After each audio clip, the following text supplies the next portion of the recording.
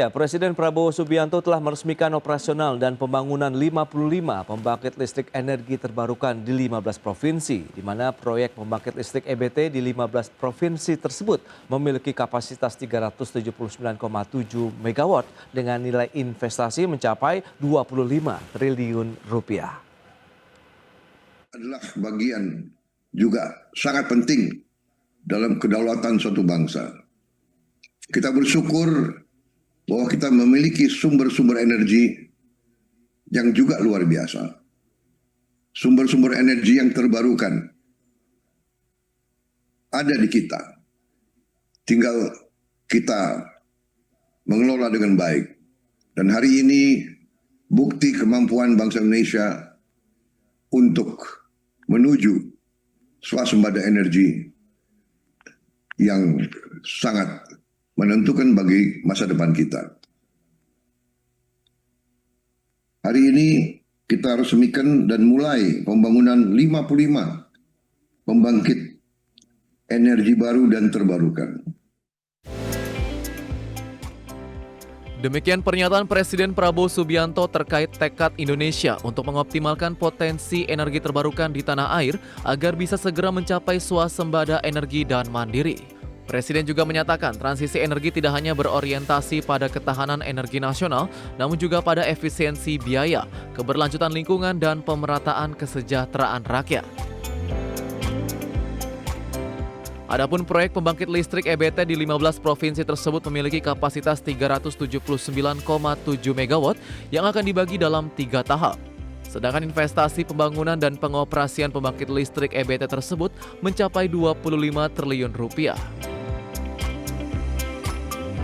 Sementara itu, peresmian pembangkit energi terbarukan ini sekaligus menandai komitmen pemerintah untuk mempercepat transisi energi nasional dan mencapai target net zero emission pada tahun 2060. Langkah ini juga menunjukkan komitmen Indonesia untuk berdiri di atas kaki sendiri dalam mengelola energi secara efisien dan berdaulat demi kemakmuran rakyat. Jakarta, Tim Liputan IDX Channel.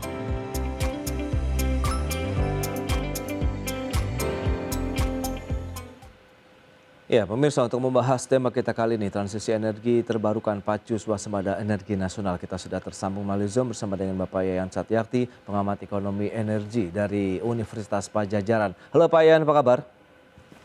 Kabar baik. Baik, terima kasih atas waktu yang disempatkan. Kemudian ada juga Ibu Tri Mumpuni Iskandar, beliau adalah Ketua Dewan Pakar Masyarakat Energi Terbarukan Indonesia METI. Halo Ibu Tri, apa kabar? Sehat-sehat Mas, terima kasih. Baik, terima kasih juga atas waktu yang disempatkan. Dan sebelum membahas lebih jauh, review terlebih dahulu dari Pak Yayan ya, terkait dengan perkembangan pembangkit listrik dari energi terbarukan di Indonesia hingga saat ini. Secara umum begitu di Indonesia sudah sampai tahap yang mana nih Pak Yayan? Silakan. Oke, terima kasih. Nah, jika kita lihat ya, ini berdasarkan pada data statistik PLN ini yang belum diaudit, yaitu total dari khususnya teknologi pembangkit kita yang bersifat brown teknologi, misalkan seperti PLTU, PLTG, dan lain-lain, itu di kisaran sekitar 55,98% atau di 42 gigawatt. Nah, kemudian untuk teknologi terbarukan ya, di sini ini kurang lebih sekitar 4,32 gigawatt atau sekitar 5,69%. Oke. Nah, kita lihat juga bahwa komposisinya ini, bahwa PLN itu menyediakan listrik itu di sekitar 61,67%, sementara sisanya misalkan seperti IPP itu di 36,17%.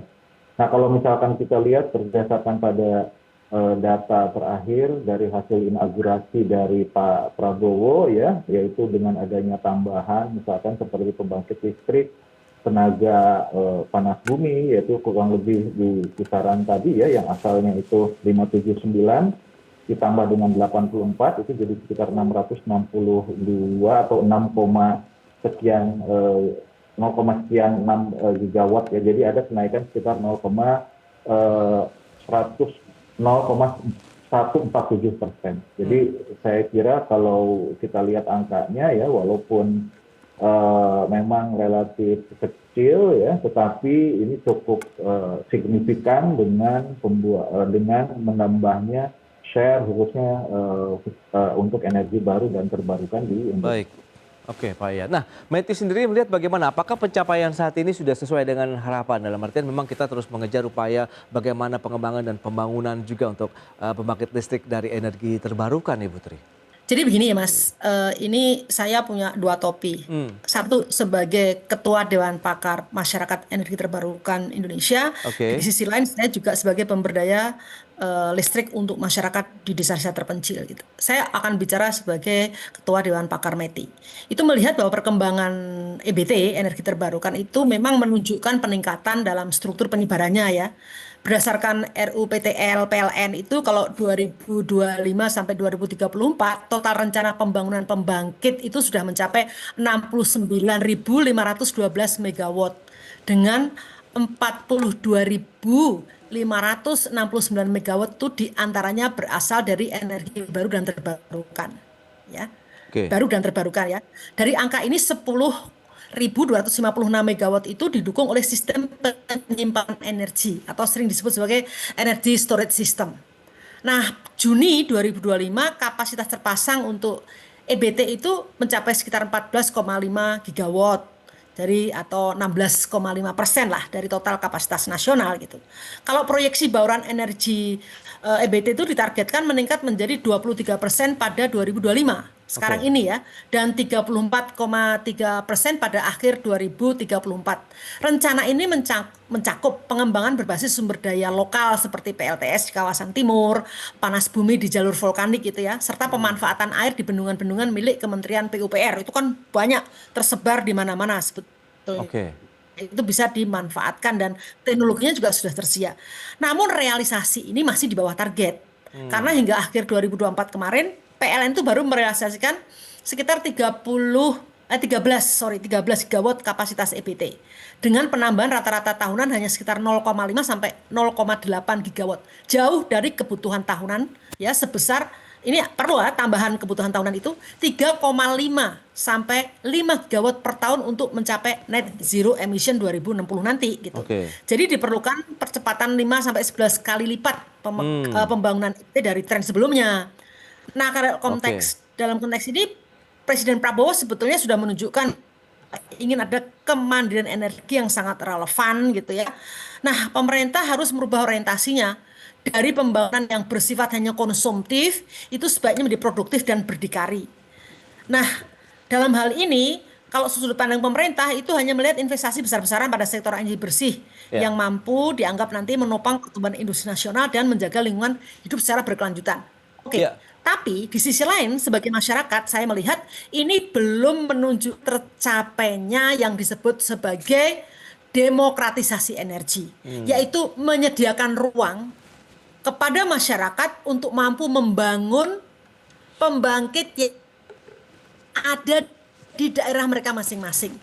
Sebetulnya ini bisa bermata dua. Di satu sisi renewable energy bisa berkembang dengan baik, di sisi lain menciptakan lapangan pekerjaan bagi anak-anak sarjana yang lulus untuk bisa berada di daerah terpencil yang banyak sumber daya lokal yang bisa dibangkitkan. Nah, untuk kegiatan ini nampaknya kami masih jalan sendiri. Artinya ada program Panergi itu jumlahnya sangat sedikit karena memang dukungan pemerintah belum terlihat. Padahal ini sudah dimulai dari 2015. Harapan saya kalau mau benar-benar ya oke. Renewable energy oke, tetapi juga menciptakan lapangan pekerjaan dan membuat yang namanya demokratisasi energi, memberikan ruang masyarakat untuk menyediakan energi sendiri secara berkelanjutan. Terima kasih. Baik.